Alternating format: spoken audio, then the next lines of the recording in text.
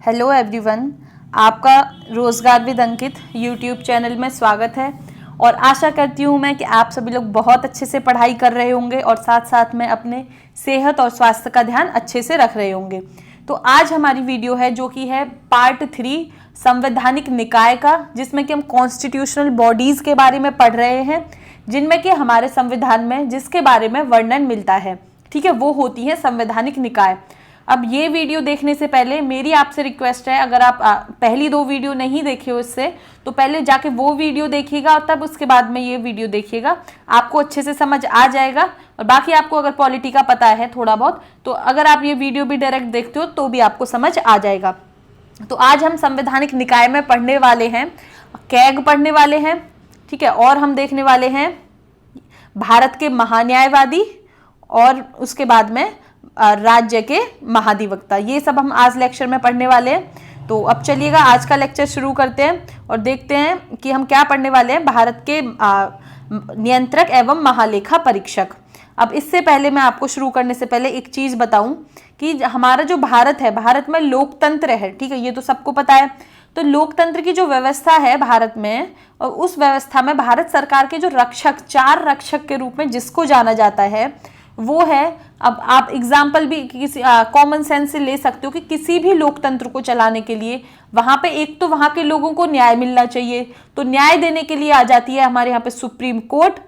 और एक वहां पे होना चाहिए कि जो वहां पे मंत्री हैं, जो वहां पे लोकतंत्र की वजह से जो चुन के जाएंगे, ठीक है, लोकतंत्र में सबसे महत्वपूर्ण है कि आप अपने प्रतिनिधित्व चुनते हो, तो उनको चुनाव कराने के लिए एक इंडिपेंडेंट और एक निष्पक्ष एक बॉडी, निकाय होनी चाहिए, वो है हमारा इलेक्शन कमीशन, ठीक है। और तीसरे नंबर पे आ जाता है कि जो हमारे अधिकारी हैं, ठीक है, जो एग्जाम देके जाएंगे, जो कॉम्पिटिटिव एग्जाम्स के थ्रू जाएंगे, उनके लिए, उनके एग्जाम कराने के लिए भी एक निकाय, एक बॉडी होनी चाहिए और जो कि स्वतंत्र और निष्पक्ष होनी चाहिए।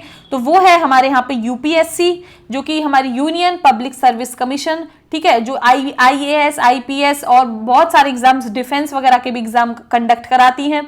और एक नेक्स्ट है कैग, जो कि हम जिनके बारे में आज पढ़ने वाले हैं। तो चलिएगा अब करते हैं आज का अपना लेक्चर शुरू और देखते हैं कैग।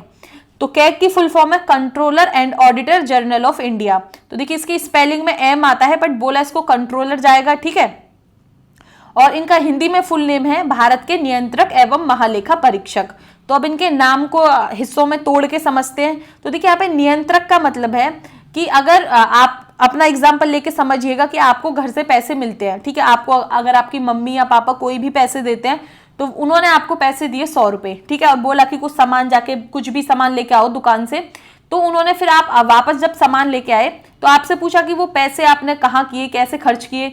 तो मतलब आपके पैसे पर नियंत्रण भी है देने में, और परीक्षक कि आपके पैसों की वो ऑडिट भी कर रहे हैं। परीक्षक मतलब कि उनको आप कितना ले गए, कितना लाए और कितना खर्च किया, ठीक है। तो ये इन वाले शब्दों का मतलब ये हो जाता है। पर हमारे भारत के परिप्रेक्ष्य में जो कैग को क्या क्या पावर मिलती है, तो देखिए कैग के पास में संविधान में ऐसे लिखा हुआ है, बट जो हमारे वर्तमान में जो कैग के पास में पावर होती है, वो नियंत्रण की कोई पावर नहीं होती है। यहाँ पे नियंत्रण का मतलब है कि सरकार को अगर जो भी पैसा चाहिए भारत की निधि से, वो संसद में कानून पास करा के निकाल सकती है। उस पे कैग का कोई अधिकार नहीं है। कैग का अधिकार उसके बाद में शुरू होता है कि उन्होंने वो पैसा निकाल लिया, बस उनको अपनी रिपोर्ट देनी है कि सरकार ने यहां से पैसा आया था और यहां पे पैसा खर्च किया। बाकी जो वो पैसे देने में कैग का कोई अधिकार नहीं रहता है। तो अब आपको ये समझ आ गया होगा कि कैग का क्या है, कि एक जो पर्स है, ठीक है, आपका जो सरकार का पर्स है, बस उसकी देखभाल करते हैं कि उसमें से पैसे गए और पैसे आए। बाकी कितने पैसे सरकार लेगी उस पे कैग का कोई अधिकार नहीं रहता है। तो कैग का वर्णन मिलता है आर्टिकल 148 से 151 तक। और इसके कर्तव्य क्या है? इसके कर्तव्य हैं कि ये जो भारत संविधान में और जो कोई कानून के हिसाब से सरकार को वित्तीय प्रशासन संभालने में मदद करते हैं। ये तो अभी हम देख चुके हैं कि सरकार का पैसा आना जाना, उन सब के जो ध्यान देना है वो करता है हमारा कैग। और अब यहाँ पे एक और इम्पोर्टेंट चीज है कि ये भारतीय लेखा परीक्षण और लेखा विभाग के मुखिया होते हैं। जो हमारे यहाँ पे कैग है वो भारतीय लेखा परीक्षण और लेखा विभाग के मुखिया है। ये क्या है कि ये जो इंडियन ऑडिट और अकाउंट डिपार्टमेंट है, मतलब कि यहाँ पे पैसे का लेखा जोखा रखना है भारत का, तो इसमें जो इनके मुखिया है वो कौन है? कैग। सीधा क्वेश्चन यहीं से बनेगा कि इस वाले डिपार्टमेंट के जो यहाँ पे लिखा हुआ है इसके मुखिया कौन होंगे, तो आपको सीधा से सही आंसर जाके पकड़ लेना है, वो कौन होंगे? कैग।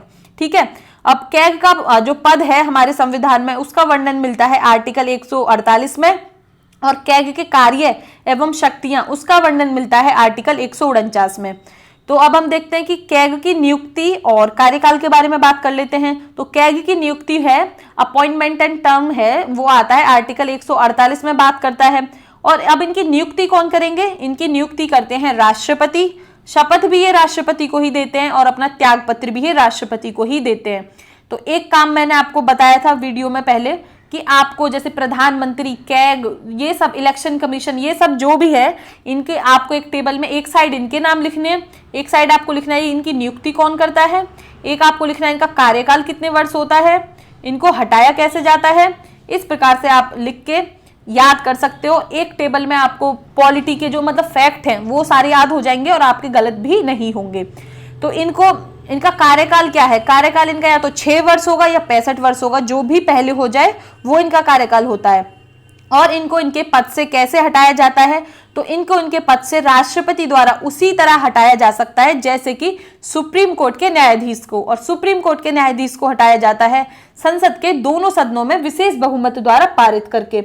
और वो विशेष बहुमत क्यों लाया जाता है, क्यों, उनके पद से हटाने के आधार क्या होते हैं? दुर्व्यवहार और अयोग्यता। ठीक है, ये दो आधार हो सकते हैं। और देखिए ये मैं आपको सुप्रीम कोर्ट वाले लेक्चर में पढ़ा चुकी हूं। तो देखिए आज का जो आपको अगर पूरा लेक्चर अच्छे से समझना है तो एक बार आपको सुप्रीम कोर्ट और हाई कोर्ट 2 लेक्चर को मैं आपको रिवाइज करने के लिए बोलूंगी और मैं बता दूंगी आपको कि कहाँ पे आपको क्या पढ़ना है। ठीक है, और देखिए ये जो कैग है ना, इसकी मतलब इतनी इंपॉर्टेंस है हमारे संविधान में भी और हमारे देश में भी, क्योंकि सबसे पैसे की तो भाई पैसा है, पैसे से ही देश चलता है, पैसे से ही कोई इकोनॉमी चलती है। तो B.R. अम्बेडकर जी ने कहा है कि जो भारत संविधान के तहत जो सबसे महत्वपूर्ण अधिकारी है ना वो कैग है। तो क्वेश्चन बन सकता है कि संविधान के अंदर सबसे महत्वपूर्ण अधिकारी B.R. अम्बेडकर जी ने किसको बताया है? तो वो बताया है कैग को। ठीक है, अब इनकी कार्य और कार्य शक्तियां देख लेते हैं। इनकी जो कार्य और शक्तियां हैं वो आती हैं आर्टिकल 149 के अंदर। ठीक है, कि इनको क्या कर्तव्य हैं और इनकी क्या शक्तियां हैं। तो अब आपको यहाँ पे याद रखना है कि इनकी कार्य और शक्तियां केंद्र और राज्य सरकार दोनों के संदर्भ में होती हैं। ये नहीं कि राज्य के लिए कोई अलग से कैग है, ये एक ही व्यक्ति राज्य का भी कैग है और केंद्र के भी कैग है। ठीक है, अब इनका कार्य क्या होता है कि जो संचित निधि, पब्लिक अकाउंट, आकस्मिक निधि, कंटिजेंसी फंड, ठीक है, इन दोनों के धन के जो व्यय पर जो नजर होती है केंद्र में और राज्य में भी, ये रखते हैं कैग ध्यान में। ठीक है, तो अब आपको देखिए यहाँ पे क्वेश्चंस आपको दिख गए होंगे कि आपको कमेंट सेक्शन में आपके लिए 2 क्वेश्चंस क्या हैं कि आपको पब्लिक अकाउंट का बताना है कि कौन से आर्टिकल में आती है और आकस्मिक निधि कौन से आर्टिकल में आती है। तो अब आपको कमेंट सेक्शन में जाके बताना है और मैं कई बार आपको ये पहले पढ़ा चुकी हूँ। तो अब ये देखते हैं कि जब केंद्र के संबंध में कार्य करते हैं तो ये अपनी केंद्र के लिए रिपोर्ट तैयार करेंगे पैसे के आने जाने पे, और ये रिपोर्ट अपनी राष्ट्रपति के समक्ष रखेंगे और राष्ट्रपति ये रिपोर्ट संसद के सामने रखते हैं और संसद में आते हैं हमारे यहाँ पे लोकसभा और राज्यसभा। उसके बाद में अगर ये राज्य के अकाउंट देख रहे हैं तो राज्य के अकाउंट में ये अपनी रिपोर्ट तैयार करेंगे, रिपोर्ट रखेंगे फिर राज्यपाल के सामने और राज्यपाल ये रिपोर्ट रखेंगे विधानमंडल के सामने। तो आ गया होगा आपको समझ कि इनके कार्य क्या है और ये कैसे कैसे अपनी रिपोर्ट रख सकते हैं।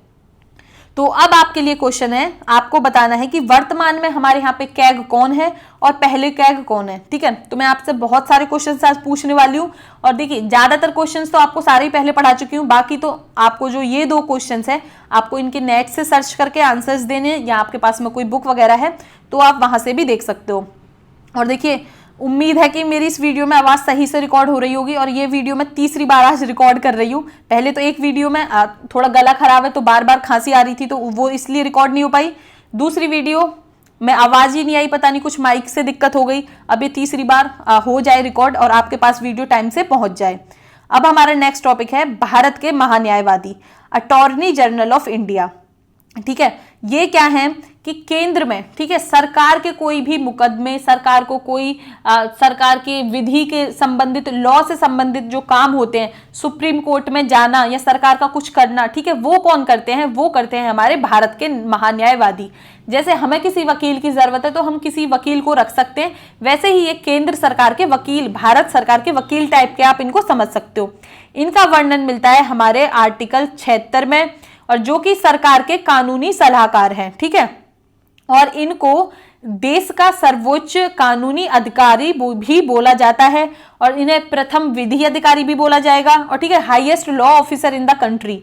अब आपका क्वेश्चन क्या बनेगा कि भारत देश के सर्वोच्च कानूनी अधिकारी कौन है?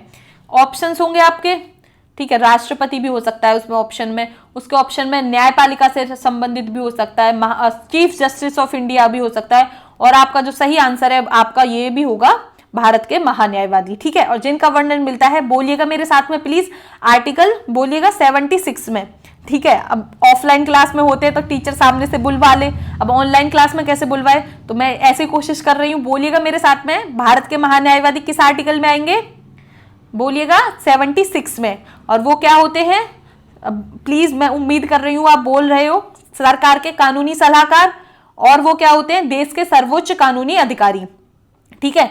अब इनकी नियुक्ति कौन करते हैं? देखिए, आपको प्लीज मेरे बच्चों के जैसे मेरे साथ साथ बोलना है, बच्चों को जैसा आपको लगेगा, बट आप बोलोगे तो आपको पता है, आपको याद होगा। ईयरफोन लगाइएगा, कोई घर में सुनेगा, कोई शर्म वगैरह नहीं करनी है, क्योंकि आप पढ़ ही रहे हो, क्या शर्म पढ़ने में। तो इनकी नियुक्ति कौन करते हैं? बोलिएगा राष्ट्रपति। त्यागपत्र किसको देंगे? राष्ट्रपति को। और इनके कार्यकाल की कोई समय सीमा तय नहीं है हमारे संविधान में, और ये राष्ट्रपति के प्रसाद पर्यंत अपने पद पर बने रहते हैं, ठीक है। तो दोबारा से जल्दी से रिवाइज करते हैं। नियुक्ति कौन करेगा? राष्ट्रपति। त्यागपत्र राष्ट्रपति को देंगे। कार्यकाल समय सीमा कोई तय नहीं है, और राष्ट्रपति के प्रसाद पर्यंत कार्य करेंगे। प्रसाद पर्यंत का मतलब है कि संविधान में इनको हटाने के लिए कोई विशेष परिस्थितियां, कोई विशेष तरीके का प्रावधान नहीं है। राष्ट्रपति जब चाहे इनको अपनी मर्जी से हटा सकते हैं। राष्ट्रपति की मर्जी का मतलब यहाँ पे है कि केंद्रीय मंत्रिपरिषद जब इनको हटाने की सलाह देती है। और सामान्य तौर पे जब एक सरकार से दूसरी सरकार बदलती है, एक पार्टी से दूसरी पार्टी की गवर्नमेंट आती है, तो ये अपने आप ही रिजाइन कर देते हैं, क्योंकि हर सरकार तो अपने हिसाब से अपना वकील टाइप रखेगी जो भी है, ठीक है। तो अब आपको ये याद रखना है। तो अब हम देखते हैं कि इनकी योग्यता क्या है। तो देखिए, इनकी योग्यता वो ही होती है जो उच्चतम न्यायाधीश की नियुक्ति के लिए चाहिए। और इसके लिए आपको क्या करना है, अब आपको सुप्रीम कोर्ट वाले लेक्चर में, या आपके नोट्स हैं, या आप पूरी वीडियो देखने के बाद में भी रिवाइज कर सकते हैं, जो उच्चतम न्यायाधीश की नियुक्ति के लिए मैंने क्या योग्यता आपको बताई है। बाकी मैंने अभी यहाँ पे स्क्रीन पे लिख दी है, आप पॉज करके भी ये पढ़ सकते हो, ठीक है। अब चलिएगा आगे बढ़ते हैं, और आगे ये देखते हैं कि संविधान में अटॉर्नी जनरल के लिए कोई भी पैसा, कि इनको क्या पैसा मिलेगा वो तय नहीं किया हुआ है, और ये सारा छोड़ दिया गया है राष्ट्रपति पे, कि राष्ट्रपति ही तय करते हैं कि इनको क्या पैसा देना है, कितना कुछ देना है।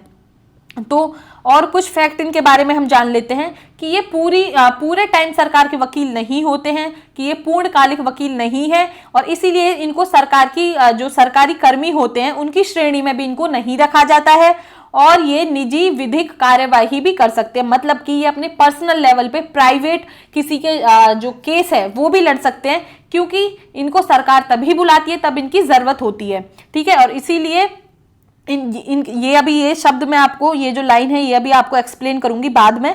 इससे पहले आप ये देखिएगा कि आर्टिकल 88 बात करता है कि अटॉर्नी जनरल के संसद से जुड़े तथा इसकी समितियों से जुड़े कुछ अधिकार हैं, और आर्टिकल 105 बात करता है कि महान्यायवादी की शक्तियां और विशेषाधिकार क्या हैं। तो अब इन दोनों को मैं आपको बताने वाली हूं कि देखिए, हमारे संविधान में क्या है, भारत के महान्यायवादी, ठीक है। अब इनके लिए क्या है कि वो अपने, अगर भारत के महान्यायवादी हैं, ठीक है, तो क्या है कि भारत के किसी भी क्षेत्र में, ठीक है, भारत, ध्यान से सुनिएगा, पूरे भारत के किसी भी क्षेत्र में, किसी भी अदालत में जाके ये बैठ सकते हैं, सुनवाई का इनको अधिकार है ठीक है, सॉरी।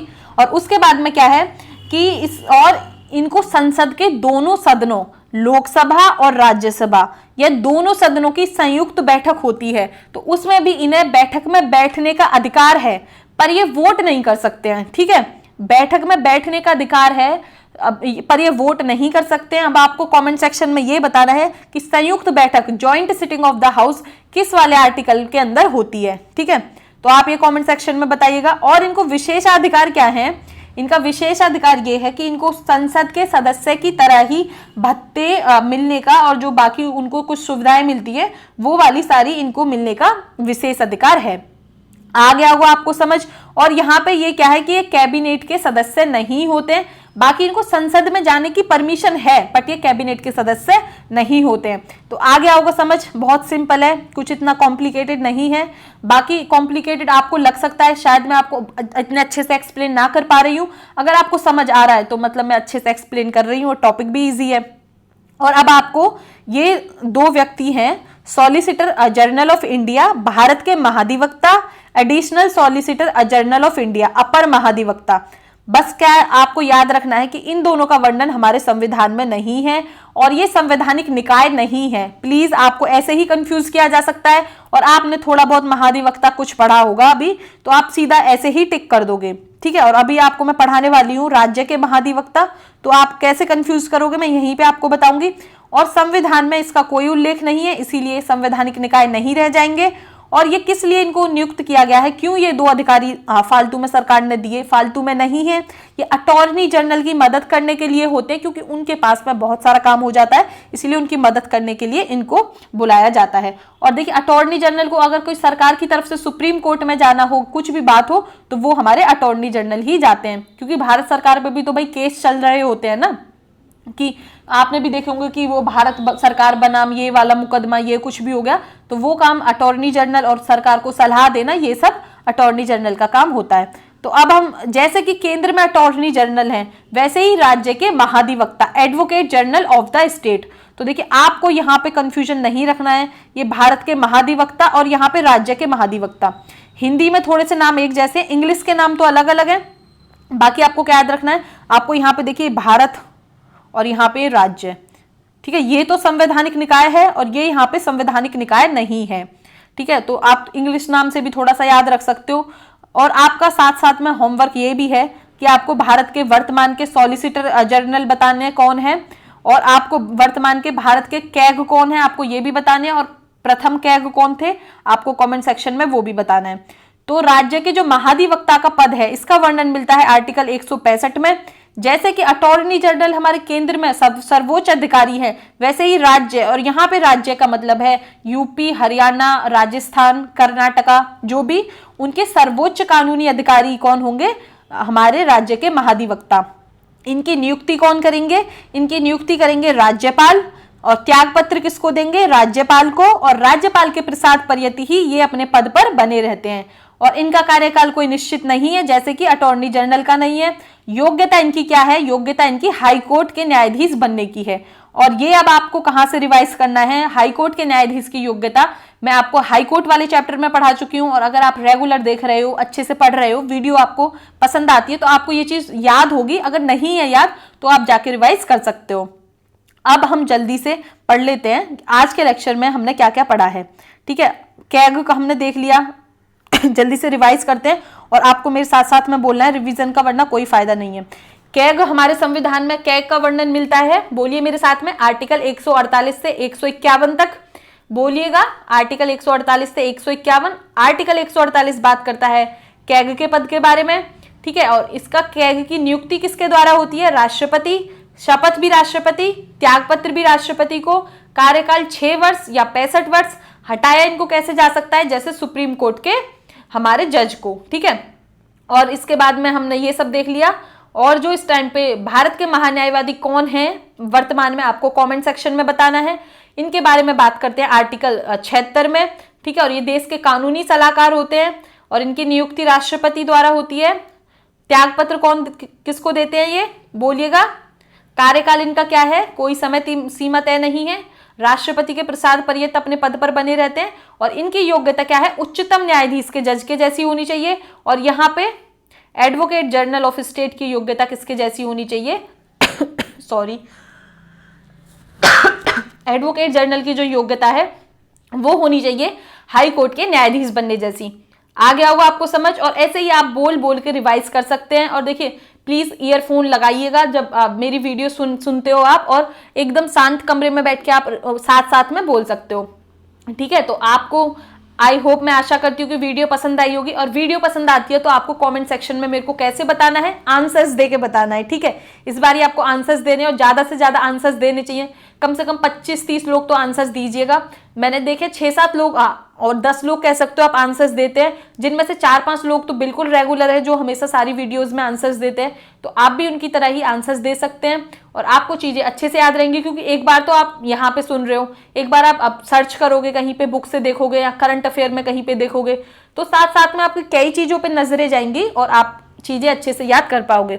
और आपके अब कमेंट सेक्शन में क्वेश्चन थे कि मैं ऐप पे क्यों नहीं पढ़ा रही हूँ, तो देखिएगा, मैं आपसे माफ़ी चाहूँगी, अभी मेरे लिए पॉसिबल नहीं है कि मैं आपके लिए डेली जाके डिजिटल बोर्ड पे जाके लाइव वीडियो लूँ और वीडियो रिकॉर्ड करूँ, क्योंकि अभी थोड़ी टाइम की कमी है। बाकी मेरी जो सारी वीडियोस हैं आपको ऐसे ही मिलती रहेंगी, पॉलिटी हम ऐसे ही कंप्लीट करेंगे कि हमने तो बहुत सारी पॉलिटी कंप्लीट कर ली है, मेरे को भी भरोसा नहीं है, 41 वीडियो मैंने आपको पढ़ा दी है, पर पढ़ा दी है, हो गई है, और आपने भी पढ़ ली है। तो यहाँ पे आपको क्या करना है, 1 मिनट का या कुछ सेकंड का अपने खुद को धन्यवाद बोलिएगा कि आपने भाई 40 वीडियो देखी है। बाकी ठीक है, 40 वीडियो एक ही सब्जेक्ट की पढ़ते पढ़ते ना, पॉलिटी जैसे सब्जेक्ट है सबको नहीं है इंटरेस्ट, तो बोरियत आ जाती है, और लोगों के मतलब देखने वाले व्यूज भी बहुत ज्यादा कम हो जाते हैं। मैंने तो बहुत ही कम व्यूज एक्सपेक्ट करे थे कि लास्ट वीडियो आते आते 500-600 लोग देख लेंगे ज्यादा से ज्यादा, बट आप तो काफी लोग अच्छे से देख रहे हो और वीडियोज आपको पसंद आ रही हैं।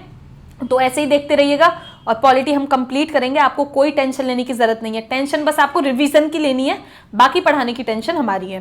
ठीक है, तो अब आपको क्या करना है, आपको ये देखनी है, ठीक है, ये टेबल एक इस पे नजर मारनी है। ज्यादातर चीजें मैंने आपको इसमें से करा दी हैं या आने वाली वीडियोस में कंप्लीट हो जाएंगी। बाकी ये जो 4 चीजें बचती हैं, ठीक है, ये वाली राज्य वित्त आयोग, मैं आपको केंद्र का वित्त आयोग पढ़ा चुकी हूँ, राज्य निर्वाचन आयोग, मैं केंद्र का निर्वाचन आयोग आपको पढ़ा चुकी हूँ, और ये दोनों, ये जो 4 चीजें हैं, आप जब पंचायत और नगर पालिका में आपको पढ़ाऊंगी तो वहां पे ये हल्का सा मैं आपको वहां पे बताऊंगी, क्योंकि इनको वहीं पे जानना ज्यादा जरूरी है, इसलिए मैंने इनके लिए अलग से टॉपिक नहीं लिया है, और कोई फायदा भी नहीं है टॉपिक एक्स्ट्रा बढ़ाने का, जबकि हमारा कम पढ़ के काम हो जाए। और मैं कम ऐसा नहीं कि आपको कोई कम पढ़ाती हूँ, आप क्वेश्चन सॉल्व करिएगा, पीसीएस के क्वेश्चन उठाइएगा, आप वो भी सॉल्व कर पाओगे। बस मैं कोशिश करती हूँ कि नोट्स थोड़े से मैथमेटिकल फॉर्म में एरो बना के या सिंपल फॉर्म में लगा के आपके लिए बना दिए जाएं और आपको पसंद आ जाए।